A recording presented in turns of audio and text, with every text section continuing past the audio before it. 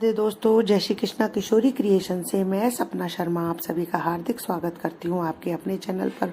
दोस्तों, आज के वीडियो में आपके लिए कार्तिक मास महात्म्य का छठा अध्याय लेकर आई हूँ। कार्तिक मास महात्म्य के 5 अध्याय के वीडियो जो है मैंने मेरे चैनल पर डाले हुए हैं। आप उनको मेरे चैनल पर जाकर देख भी सकते हैं और श्रवण भी कर सकते हैं। आइए सुनते हैं कार्तिक मास महात्म्य का छठा अध्याय, जिसके सुनने से सब पाप नाश हो जाए। कार्तिक महात्म्य का लिखो छठा अध्याय।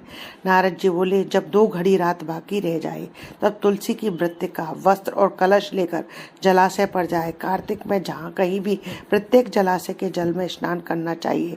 गर्म जल की अपेक्षा ठंडे जल में स्नान करने से 10 गुना पुण्य की प्राप्ति होती है। उससे 100 गुना पुण्य भारी कुएं के जल में स्नान करने से होता है। उससे अधिक पुण्य बावड़ी में स्नान करने से होता है और उससे भी अधिक पुण्य जो है पोखर में स्नान करने से होता है। उससे 10 गुना झरने में स्नान करने से होता है। उससे अधिक पुण्य कार्तिक नदी में स्नान करने से होता है और उससे भी 10 गुना पुण्य वहाँ होता है जहाँ 2 नदियों का संगम हो।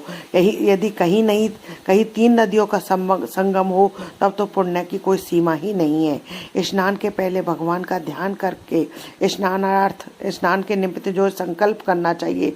फिर तीर्थों में उपस्थित देवताओं को क्रमशः अर्घ्य, आचमन आदि देना चाहिए।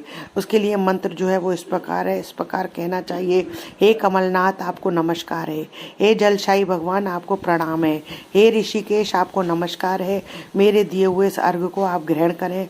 बैकुंठ, प्रयाग, बद्रिकाश्रम में जहाँ कहीं भगवान विष्णु गए हैं वहाँ उन्होंने 3 प्रकार से अपना पांव रखा था।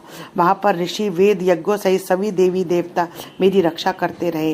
हे जनार्दन, हे दामोदर, हे देवेश, आपको प्रसन्न करने हेतु मैं कार्तिक मास में विधि विधान से ब्रह्म मुहूर्त में स्नान कर रहा हूँ। आपकी कृपा से मेरे सभी पापों का नाश हो। हे प्रभु, कार्तिक मास में व्रत विधि पूर्वक स्नान करने वाला मैं अर्घ्य देता हूँ। आप राधिका सहित मेरा अर्घ्य ग्रहण करें।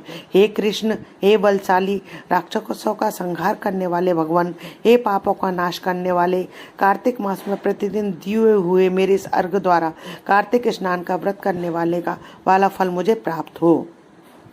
उसके पश्चात विष्णु, शिव, सूर्य का ध्यान करके जल में प्रवेश कर नाभि के बराबर जल में खड़े होकर विधि पूर्वक स्नान करना चाहिए। गृहस्थी को तिल और आंवले का चूर्ण लगाकर तथा विधवा स्त्री व यति को तुलसी की जड़ की मिट्टी लगाकर स्नान करना चाहिए। सप्तमी, अमावस्या, नवमी, त्रयोदशी, द्वितीया, दशमी और तिथियों को आंवला तथा तिल से स्नान करना वर्जित है। स्नान करते हुए निम्न शब्दों का उच्चारण करना चाहिए। जिस भक्ति भाव से भगवान ने देवताओं के कार्य के लिए 3 प्रकार का रूप धारण किया था, वही पापों का नाश करने वाले भगवान विष्णु अपनी कृपा से मुझे पवित्र बनाए। जो अमनुष्य भगवान विष्णु की आज्ञा से कार्तिक व्रत करता है उसके इंद्रादि सभी देवता रक्षा करते हैं, इसलिए वह मुझको पवित्र करे। बीज और रहस्य और यज्ञों सहित वेदों के मंत्र कश्यप आदि ऋषि, इंद्रादि देवता मुझे पवित्र करें। अदिति आदि नारियां, यज्ञ, सिद्ध, सर्प, समस्त औषधियां और 3 लोकों में पहाड़ मुझे पवित्र करें। इस प्रकार कहकर स्नान करने के बाद मनुष्य को हाथ में पवित्री धारण कर देवता, ऋषि, मनुष्य और पितरों का विधि पूर्वक तर्पण करना चाहिए। तर्पण करते समय तर्पण में जितने तिल रहते हैं उतने वर्ष पर्यंत व्रती के पितृगण स्वर्ग में वास करते हैं। उसके बाद व्रती को जल से निकलकर शुद्ध वस्त्र धारण करने चाहिए। सभी तीर्थों के सारे कार्यों से निवृत्त होकर पुनः भगवान विष्णु का पूजन करना चाहिए। सभी तीर्थों के सारे देवताओं का स्मरण करके भक्ति पूर्वक सावधान होकर चंदन, फूल, फलों के साथ भगवान विष्णु को फिर से अर्घ्य देना चाहिए। अर्घ्य का मंत्र जो है वो इस प्रकार है। मैंने पवित्र कार्तिक मास में स्नान किया है। हे विष्णु, राधा के साथ आप मेरे दिए हुए इस अर्घ्य को ग्रहण करें। उसके पश्चात चंदन, फूल, तांबूल आदि से वेद पाठी ब्राह्मणों का श्रद्धा पूर्वक पूजन करें। बारंबार नमस्कार करें। ब्राह्मणों के दाएं पांव में तीर्थों का वास होता है। मुंह में वेद और समस्त अंगों में देवताओं का वास होता है। अपने कल्याण की इच्छा रखने वाले मनुष्य को इनका ना तो अपमान करना चाहिए और ना ही इनका विरोध करना चाहिए। फिर एकाग्रचित होकर भगवान विष्णु की प्रिय तुलसी जी की पूजा करनी चाहिए। उनकी परिक्रमा करके उनको प्रणाम करना चाहिए। हे देवी तुलसी, देवताओं ने ही प्राचीन काल से तुम्हारा निर्माण किया है और ऋषियों ने तुम्हारी पूजा की है। हे विष्णु प्रिया तुलसी, आपको नमस्कार है। आप मेरे समस्त पापों को नष्ट करो।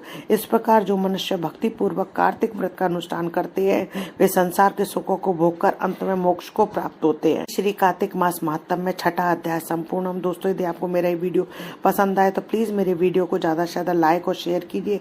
यदि आपने अभी तक मेरे चैनल को सब्सक्राइब नहीं किया है तो उसे सब्सक्राइब करना ना भूलें। पास ही में बेल आइकन को दबाएं जिससे मेरे आने वाले हर नए वीडियो का नोटिफिकेशन आपको मिल जाए। हिंदू धर्म, रीत रिवाज, कथा कहानी जानने के लिए मेरे चैनल पर बने रहने के लिए बहुत बहुत धन्यवाद। जय श्री कृष्ण दोस्तों, राधे राधे।